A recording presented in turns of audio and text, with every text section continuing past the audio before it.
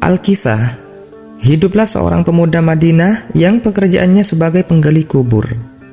Selain dia bertugas menggali kubur ketika ada warga yang meninggal dunia, dia juga sering mencuri barang-barang berharga yang dikuburkan bersama jenazah. Pencurian ini dilakukan ketika keluarga jenazah pergi meninggalkan areal pekuburan. Setelah ditimbun tanah, dia gali kembali kuburan itu demi bisa mengambil barang berharga yang ikut dikuburkan bersama jenazah. Bahkan teman-teman, dia juga akan mengambil kain kafan jenazah jika dianggap kain kafan itu berharga.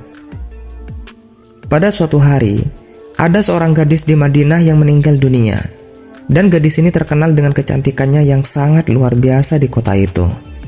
Di samping kecantikannya itu, gadis ini juga sangat solehah dan pandai menjaga diri.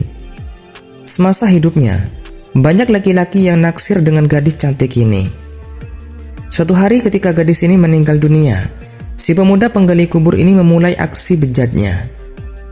Begitu suasana pemakaman sudah sepi, dia menggali kembali kuburan gadis itu. Pertama-tama, dia ambil kain kafannya. Pada saat membuka semua kain kafan si gadis, maka terlihatlah kecantikan wajah dan tubuh dari si gadis itu, hingga membuat mata si pemuda terpesona karena melihat begitu indahnya tubuh jenazah si gadis ini.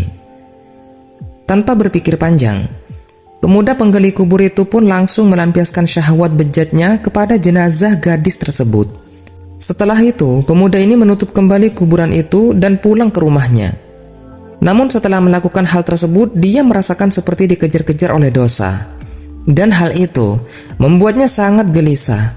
Akhirnya pada suatu hari, pemuda ini berniat untuk menemui Rasulullah Shallallahu Alaihi Wasallam di Madinah. Di sana dia ketemu dengan Umar bin Khattab. Setelah mengucapkan salam kepada Umar, dia kemudian bertanya dengan cemas. Dan hati-hati pemuda ini bilang, "Apa pendapatmu jika ada seorang yang berzina?" Kemudian dengan tegas Umar menjawab, "Jika dia sudah menikah, dia harus dirajam sampai mati. Jika belum pernah menikah, maka akan dicambuk 100 kali dan diusir dari kampung selama 1 tahun." Lalu pemuda ini bertanya lagi, "Lalu bagaimana jika ada orang yang menzinahi mayat dan orang itu belum menikah?" Umar pun terdiam mendengarnya, sampai bulu kuduknya berdiri mendengar pertanyaan pemuda itu. Maka Umar berkata, "Sungguh keterlaluan. Aku tak bisa membayangkan sebesar apa dosanya orang itu. Memangnya siapa yang berani melakukan perbuatan keji seperti itu?" Sambil gemetaran, pemuda ini menjawab, "Wahai Umar, aku sendiri yang melakukannya. Apakah Allah masih mau mengampuni perbuatanku ini?" Tanpa berkata apapun, Umar langsung cepat-cepat berjalan masuk ke dalam masjid dan dia menangis. Rasulullah Shallallahu Alaihi Wasallam yang ada di dalam masjid itu heran melihat Umar yang tiba-tiba menangis.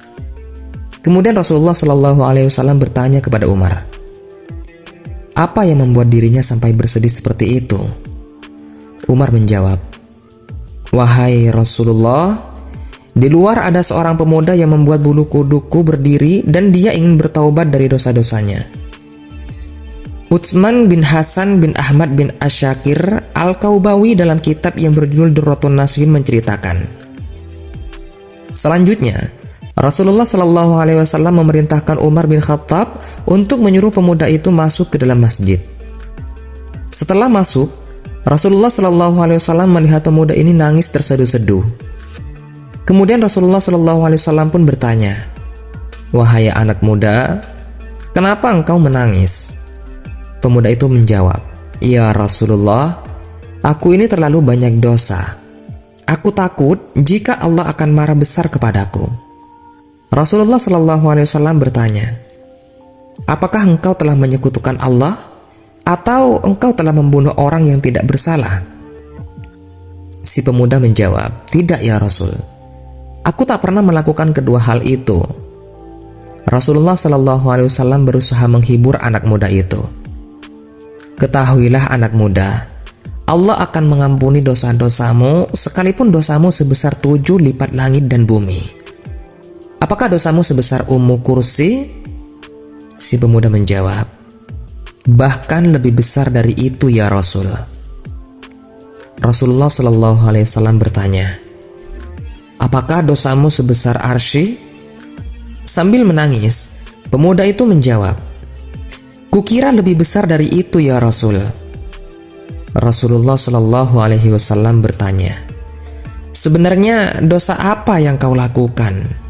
Cobalah katakan kepadaku." Pemuda itu menjawab, "Sungguh aku malu untuk mengatakannya." Kemudian Rasulullah Shallallahu Alaihi Wasallam berusaha membujuk pemuda ini, "Jika tidak kau katakan, maka dosa itu akan tetap membebani jiwamu." Pemuda itu terdiam. Kepalanya hanya tertunduk melihat ke lantai masjid. Kemudian dia mulai memberanikan dirinya untuk mengatakan apa yang telah dia perbuat. Pemuda ini bercerita, "Aku telah 7 tahun bekerja sebagai penggali kubur. Suatu hari ada gadis yang meninggal dari kaum Ansor. Semasa hidupnya, dia adalah gadis yang sangat cantik. Secara diam-diam, kugali kuburannya dan kubuka kain kafannya. Awalnya aku hanya berniat mengambil kain kafannya saja, tapi kemudian aku tak bisa menahan syahwatku. Maka aku lampiaskan syahwatku itu dengan menzinahi jenazah gadis itu sampai puas. Setelah itu, kutinggalkan mayat itu begitu saja. Kemudian baru beberapa langkah aku mau meninggalkan kuburan itu, tiba-tiba mayat itu bangkit lagi dan berkata kepadaku, 'Sungguh celaka engkau wahai pemuda. Apakah engkau tak malu kepada Tuhan yang kelak akan membalasmu di hari kiamat pada saat semua orang dituntut balas? Engkau membiarkan aku dalam keadaan telanjang dan berhadas besar di hadapan Tuhanku.' Mendengar pengakuan dari pemuda ini, Rasulullah Shallallahu Alaihi Wasallam menjadi sangat marah dan seketika itu langsung berdiri dan berkata, 'Wahai pemuda fasik, tempatmu memanglah pantas di neraka. Keluarlah dari tempat ini.' Si pemuda pun keluar dari masjid itu dengan lemas dan hati yang hancur. Tak ada baginya untuk mendapatkan pengampunan dari dosa-dosanya itu. Sebenarnya saat itu, dia betul-betul ingin bertaubat kepada Allah Subhanahu wa Ta'ala. Dia pun kemudian melangkahkan kakinya tanpa tahu arah dan tujuannya. Saat itu Rasulullah Shallallahu Alaihi Wasallam ingin mendengar petunjuk langsung dari Allah Subhanahu wa Ta'ala tentang peristiwa yang baru saja beliau dengarkan itu. Di sisi lain, pemuda itu pun pergi menyendiri dalam sebuah gua di gunung. Di gua itu dia terus menangis meminta ampunan kepada Allah Subhanahu wa Ta'ala. Dia pun bersumpah tidak akan keluar dari gua itu sebelum Allah memaafkan dan menyampaikan ampunannya itu lewat Rasulullah Shallallahu Alaihi Wasallam.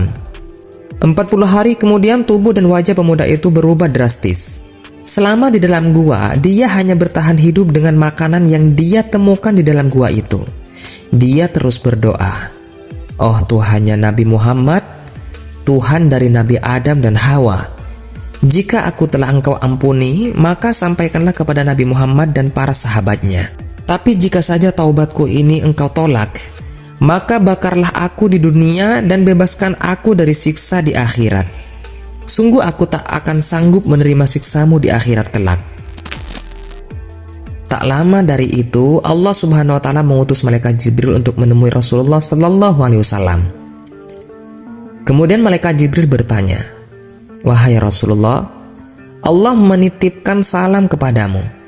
Dan Allah bertanya, "Apakah engkau yang menciptakan makhluk?" Rasulullah Shallallahu Alaihi Wasallam menjawab, "Allah Subhanahu wa Ta'ala lah yang menciptakan aku dan semua makhluk." Jibril berkata, "Apakah engkau yang memberi rezeki kepada mereka?" Rasulullah Shallallahu Alaihi Wasallam menjawab, "Tidak. Hanya Allah yang mampu memberikan rezeki kepada makhluknya." Malaikat Jibril bertanya, "Maka apakah engkau yang menerima taubat mereka atau engkau yang menghukum mereka atas dosa-dosa mereka?" Rasulullah Shallallahu Alaihi Wasallam menjawab, "Maha suci Allah yang maha memberi pengampunan." Malaikat Jibril berkata, "Wahai Rasulullah, Allah berfirman, 'Maafkanlah hambaku karena Allah telah mengampuninya.'"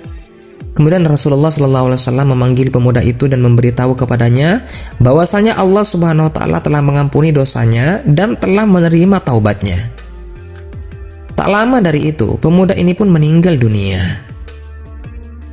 Dan juga orang-orang yang apabila mengerjakan perbuatan keji atau menganiaya diri sendiri mereka, ingat akan Allah Subhanahu wa Ta'ala, lalu memohon ampun terhadap dosa-dosa mereka, Dan siapa lagi yang dapat mengampuni dosa selain daripada Allah Subhanahu wa taala?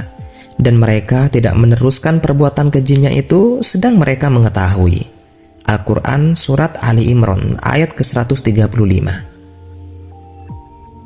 Semoga kisah ini bermanfaat untuk kita semua.